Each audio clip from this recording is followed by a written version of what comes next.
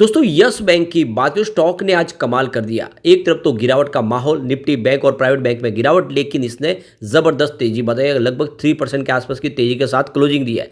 इसके पीछे है बहुत बड़ी रीजन, जिसको समझेंगे इस वीडियो के माध्यम से। वैसे तो यस बैंक आने वाले समय अपने क्वार्टर 3 के रिजल्ट की तैयारी कर चुकी है और इसकी डेट भी डिक्लेयर कर चुकी है। कैसे रिजल्ट की संभावना होगी और मार्केट एक्सपर्ट की क्या राय है यस बैंक को लेकर, वो जानेंगे इस वीडियो के माध्यम से।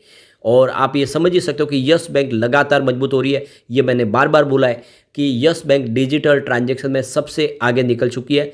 हर 3 में से एक डिजिटल ट्रांजैक्शन यस बैंक के माध्यम से होता है। तो कुल मिला के यहाँ पे कुछ ये सारी संभावना है, इसको जानेंगे इस वीडियो के माध्यम से। और क्या ये मौका अच्छा है जब यस बैंक में निवेश करें, क्योंकि अभी भी ये कौड़ियों के भाव में मिल रहा है, क्योंकि इसकी प्राइस तो 400 के आसपास थी 2018 के पहले।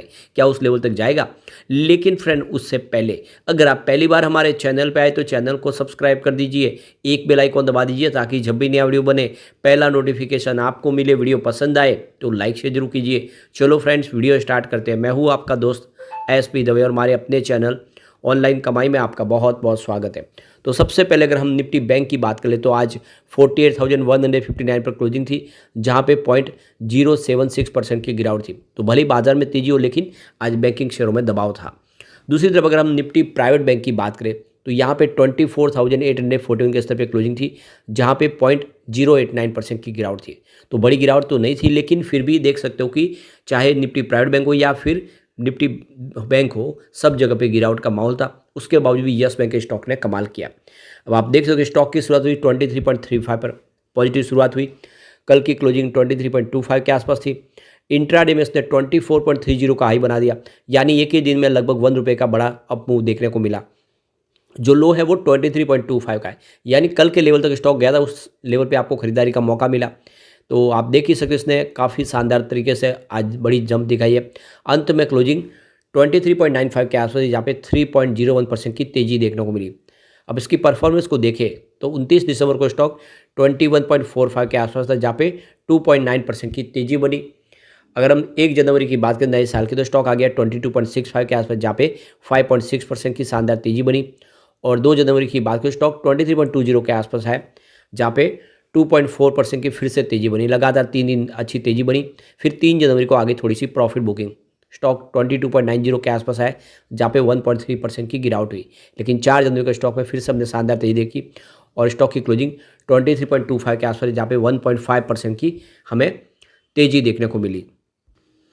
आज वॉल्यूम के मामले में पूरे बाजार में यस बैंक नंबर 3 पे रहा। काफ़ी ज़बरदस्त प्रदर्शन किया यस बैंक ने। वैसे नंबर 1 पे आज रिलायंस पावर था। रिलायंस पावर तो लगातार दौड़ रहा है, पिछले 4-5 ट्रेडिंग सेशन में इसने लोगों को मालामाल कर दिया है। अगर आपको रिलायंस पावर के बारे में जानकारी चाहिए तो ऑलरेडी आज हमने वीडियो बना दिया है, वो जाके देखें रिलायंस पावर कहाँ तक जा सकता है, इसके अंदर क्या संभावना है। तो आपको वीडियो जरूर देखना चाहिए। अब यहाँ पे देख सकते हो कि यस बैंक की तरफ से एक्सचेंज को जानकारी दी गई है, उन्होंने अपने क्वार्टर 3 के लिए तैयारी कर ली है और इसके लिए डेट आ चुकी है। तो सैटरडे 27 जनवरी 2024 को रिजल्ट होगा हमारे सामने।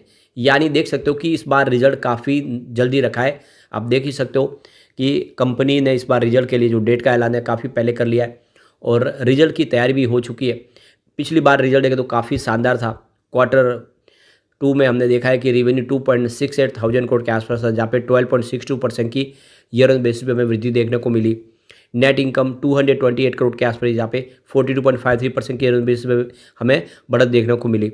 और नेट प्रॉफिट मार्जिन 8.53% है, जहाँ पे 26.56% की ईयर ऑन बेसिस पे बढ़त देखने को मिली। तो काफ़ी शानदार था रिजल्ट क्वार्टर 2 का। इस बार उम्मीद करें उससे भी शानदार रिजल्ट आएगा, क्योंकि जो यहाँ पे इन्होंने जो आंकड़े जारी किए वो काफ़ी शानदार है क्वार्टर 3 के। अब यहाँ पे देख सकते हो कि इस बार जो यस बैंक ने लोन और एडवांस के जो आंकड़े बताए, वो इस बार देख सकते हो कि 2,17,662 करोड़ के आसपास रहने की संभावना दिसंबर में, जो पिछले ईयर ऑन बेसिस पे देखें तो 11.9% की वृद्धि दिखा रहा है। और दूसरी तरफ अगर आप देखें तो दिसंबर क्वार्टर में ये करीब पिछले साल 2023 में 1,94,573 करोड़ के आसपास था। तो काफ़ी शानदार तरीके से आपको इसमें बिजनेस में वृद्धि होती हुई दिखाई देगी।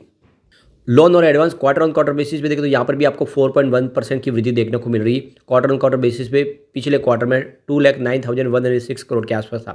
तो इनका बिजनेस बढ़ा है, चाहे आप क्वार्टर ऑन क्वार्टर बेसिस पे देख लें या ईयर ऑन बेसिस पे देख लें। बैंक के डिपॉजिट में भी 13.2% की वृद्धि देखने को मिल रही है ईयर ऑन बेसिस पे, और 3.2% की वृद्धि क्वार्टर ऑन क्वार्टर बेसिस पे देखने को मिल रही है, जो 2,41,831 करोड़ के आसपास रहेगा। और देख सकते हो कि ये काफ़ी शानदार है, यानी बिजनेस हर तरीके से आपको बढ़ता हुआ दिखाई देगा। अब यहाँ पे यस बैंक को लेकर गणेश डोंगरे जो सीनियर मैनेजर और टेक्निकल एनालिस्ट है आनंद राठी के, उनके हिसाब से स्टॉक बुलिश जोन में दिखाई दे रहा है और जो चार्ट पैटर्न है वो काफ़ी ज़्यादा इस समय बुलिश दिखाई दे रहा है। तो ये 23 के लेवल को क्रॉस करेगा तो ये 26 का नेक्स्ट रेजिस्टेंस दिखाई देगा। इसमें आपको स्टॉप लॉस 19 का लगाना है, 26 का टारगेट आपको देखने को मिलेगा। दूसरी तरफ स्टॉक बॉक्स के जो यहाँ पे डेरिवेटिव और टेक्निकल एनालिस्ट है अवधूत बेकर, उनके हिसाब से भी इसमें एक तेजी की संभावना बनी है। अपसाइड में ये 27 और फिर 30 के टारगेट दिखा सकता है। इसमें आपको सपोर्ट 20 के आसपास है, सपोर्ट 20 है, उसी को स्टॉप लॉस समझे और इसमें बने रहे तो आपको 30 का टारगेट देखने को मिल सकता है। ये एक बड़ी अपडेट और निकल के आ रही है। यस बैंक के फॉर्मर एग्जीक्यूटिव रितेश पाई ने अब फोन पे को ज्वाइन कर लिया है और वो देख सकते हो कि इसमें जो ग्लोबल पेमेंट बिजनेस है उसके उनको हेड बनाया गया है।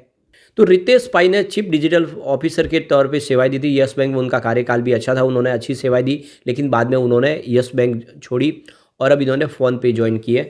अब जो गौर करने वाली बात है कि यस बैंक लगातार मजबूत हो रही है, काफ़ी अच्छे रिजल्ट हमारे सामने आ रहे हैं और अब आप देख सकते हो कि Q3 भी आएगा, बेहतर रहने की पूरी उम्मीद है। और पिछली बार जो Q2 का रिजल्ट था वो भले ही थोड़ा सा कमज़ोर था, उसके बावजूद भी शेयर की प्राइस नीचे नहीं आई। रिजल्ट के समय अगर आप देखें तो स्टॉक एक बार 16 के आसपास आया था, उस 16 की प्राइस से इसने जो दौड़ना शुरू किया ये लगातार दौड़ा है और पिछले क्वार्टर से इस क्वार्टर के दौरान 16 से स्टॉक जो है आज 24 तक गया, यानी जो 8 रुपये का बड़ा अप मूव देखने को मिला। जबकि बहुत सारे ब्रोकेज हाउस है जो लगातार 10-11 के ही टारगेट दे रहे थे। कोटक जैसे जो ब्रोकेज हाउस है वो कह रहे थे कि ये आने वाले समय फिर से नीचे जाएगा, लेकिन बिल्कुल नहीं हुआ और अब देखिए मौका आ चुका है तो ये स्टॉक फिर से ऊपर जाने को तैयार है। ऐसे में लॉन्ग टर्म इन्वेस्टर के लिए अच्छा मौका है कि इस समय यस बैंक में निवेश कर ले। यस बैंक अपनी पुरानी हाई जो स्टॉक की 400 की प्राइस थी 2018 के पहले, उसको आराम से टच करेगा आने वाले 5 सालों में, क्योंकि इसका बिजनेस लगातार बढ़ रहा है। अब इस बार हम इसकी परफॉर्मेंस को देख लेते हैं तो पिछले 10 साल में यस बैंक ने -10% का निगेटिव रिटर्न दिया है। इस दौरान BSE सेंसेक्स में 13% की तेजी बनी है और BSE बैंक इंडेक्स में देखें तो 15% की तेजी बनी है। तो अच्छा रिटर्न बैंक इंडेक्स की तरफ रहा है, जबकि यस बैंक ने निगेटिव रिटर्न दिया है। पिछले 5 सालों में यस बैंक ने 33% का ज़बरदस्त निगेटिव रिटर्न दिया है, जबकि सेंसेक्स में 15% की तेजी बनी है और बैंक इंडेक्स में 12% की तेजी बनी है। तो लूजर यहाँ पे आपको यस बैंक दिखाई देगा। पिछले 3 सालों में यस बैंक ने 10% का पॉजिटिव रिटर्न दिया है, जबकि यहाँ पे सेंसेक्स की बात करें तो यहाँ पे 14% की तेजी बनी है और बैंक इंडेक्स में 14% की ही तेजी है। तो जो सबसे कम रिटर्न दिया यस बैंक ने, लेकिन 1 ईयर के हिसाब से भी देखें तो यस बैंक का जो रिटर्न है वो 12% के आसपास है, जबकि सेंसेक्स में 18% की तेजी बनी है, लेकिन बैंक इंडेक्स मात्र 10% का ही पॉजिटिव रिटर्न दिया है। तो भले ही सेंसेक्स के मुकाबले कम हो पिछले साल में, लेकिन दूसरी बैंकिंग इंडेक्स के मुकाबले यस बैंक का प्रदर्शन अच्छा रहा है। लेकिन पिछले 3 महीनों में तो यस बैंक ने कमाल कर दिया है, 39% का बम्पर रिटर्न दिया है, जबकि इस दौरान BSE सेंसेक्स में मात्र 10% की तेजी बनी है और बैंक इंडेक्स तो मात्र 9.99% यानी 10% से भी कम ही रिटर्न दिया है। तो बैंक इंडेक्स के मुकाबले जो यस बैंक का रिटर्न है वो 4 गुना है, यानी बहुत ही ज़बरदस्त प्रदर्शन किया है यस बैंक ने पिछले 3 महीनों के हिसाब से। अगर हम बात करें 1 मंथ की तो यस बैंक ने 22% का बम्पर रिटर्न दिया है, जबकि BSE सेंसेक्स में इस दौरान हमें मात्र 4% की ही तेजी देखने को मिली है और BSE बैंक इंडेक्स में तो 3% की तेजी बनी है। तो बैंक इंडेक्स ने बिल्कुल प्रदर्शन नहीं किया पिछले 1 महीने में, लेकिन यस बैंक लगातार दौड़ रहा है, काफ़ी शानदार प्रदर्शन कर चुका है।